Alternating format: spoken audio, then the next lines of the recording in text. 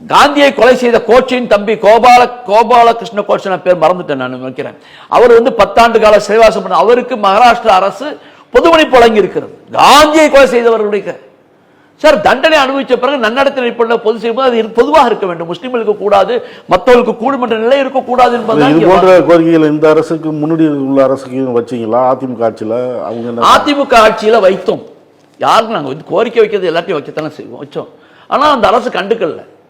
தர்மபுரியில் பெண்கள் கல்லூரி பெண்களை கொலை செய்தவர்களை, எரித்து கொலை செய்த கொடுமையானவர்களை அவர்கள் விடுதலை செய்தார்கள். ஆனால் முஸ்லிம் சிறைவாசிகளை கிஞ்சித்தும் அவர்கள் நினைத்து கூட பார்க்கல, பதிலை சொல்லல. முடியாதுன்னு ஓப்பனா சொன்னாங்க.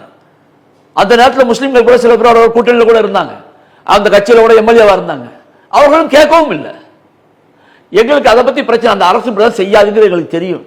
செய்யக்கூடிய அரசாக திராவிட முன்னேற்ற கழகம் இருக்கின்ற காலத்தினால நியாயத்தின் அடிப்படையில் முஸ்லிம்களுக்கு சலுகை செய்யுங்கள் நான் கேட்கவில்லை. பொது மன்னிப்புக்கு என்னென்ன தகுதி இருக்கு? பொது மன்னிப்பு அல்லது முன் விடுதலை. கேரளாவில் எடுத்துக்கிட்டீங்கன்னு சொன்னா பொதுவாகவே ஒரு சட்டம் போட்டு வச்சுட்டாங்க.